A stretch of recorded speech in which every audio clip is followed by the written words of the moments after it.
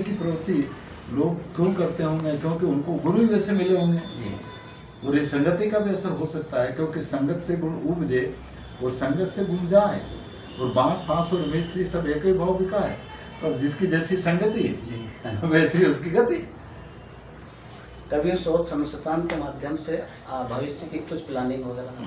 देखिए, हम भविष्य की प्लानिंग में हमारे पास में कुछ आर्थिक रूप से कोई सहयोग करने वाले रहते नहीं हैं। और जिस तरह से हम साल भर में वहाँ पर गुरु पूर्णिमा या मालवा कबीर यात्रा 2010 से जब शुरू हुआ तो अभी तक कर रहे हैं, और कबीर महोत्सव मनाते मनाते 30 साल हो गए। तो हम इस बाहर से किसी तरह का बहुत कम नहीं के बराबर सहयोग मिलता है, फिर भी वो होता है, लोगों की श्रद्धा है इस वजह से। पर कबीर शोध संस्थान के मार्फत कई लोग विदेशों से भी आए हैं जिन्होंने अपनी शोध कार्य किया है, पीएचडी करी है। डॉक्टर लिंडा कहिएगा, उन्होंने पहले से पीएचडी करी, उन्होंने कबीर के ऊपर बहुत लिखा और वो अपने यहाँ पर रही। और भी विवेक वीरानी है, कोई और अन्य देशों से भी कुछ लोग आए, उन्होंने कबीर के ऊपर शोध कार्य किया। तो हम ये मानते हैं कि कम से कम इस बहाने कोई भी लोग आए और कबीर साहब या संतों की वाणी के ऊपर यदि कोई काम करते हैं तो एक बहुत अच्छी बात है। प्रहलाद सिंह टिपानिया का राजनीति का अनुभव कैसा रहा? देखिए, राजनीतिक मेरा रुझान राजनीति में उतना है नहीं, और शायद मैं अपने आप में उस लायक नहीं हूँ। और उस लायक नहीं हूँ इसलिए मुझे 1.5 महीने का जो उनके साथ रह करके जो मुझे अनुभव हुआ वो मेरे जीवन का अच्छा अनुभव नहीं रहा जी। वो अच्छा मतलब उसमें वर्तमान राजनीति का जो स्तर है, जैसे व्यक्तिगत टिप्पणी करना,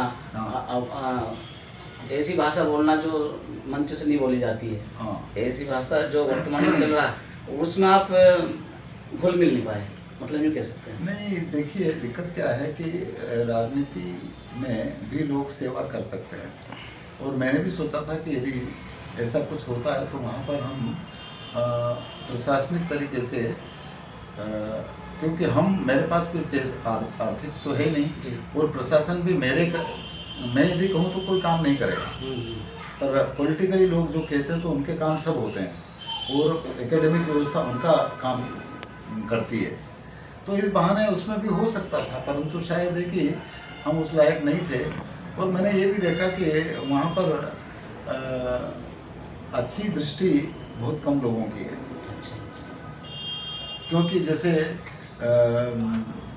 सोच तो दिखती है ना, और मेरा दृष्टिकोण उस तरह का है कि सबका हुक्का लीजिए और सांचा शब्द निहार, या कबीर खड़े बाजार में सबकी चाहे खैर। हमारा तो ये दृष्टिकोण है, मानवतावादी दृष्टिकोण है, और हम इन हद में बनना मेरे लिए शायद अनुकूल नहीं है।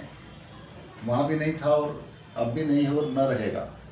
तो इस वजह से फिर भी हम पूरे मानव मात्र की सेवा के लिए जो भी संतों की वाणी है उसके मार्फत करते रहेंगे। ये अलग विषय है कि हम आर्थिक रूप से किसी की मदद नहीं कर सकते हैं, पर वैचारिक दृष्टिकोण से तो जो संतों की वाणी है उसको हम रख सकते हैं, जिससे इंसान के जीवन में बदलाव आ सकता है। अगर पार्टी फिर से टिकट देती है तो लड़ेंगे इसमें? नहीं, बिल्कुल नहीं। हमने देख लिया कि वहाँ पर किस तरह से घात होती है, वो हमने देखा।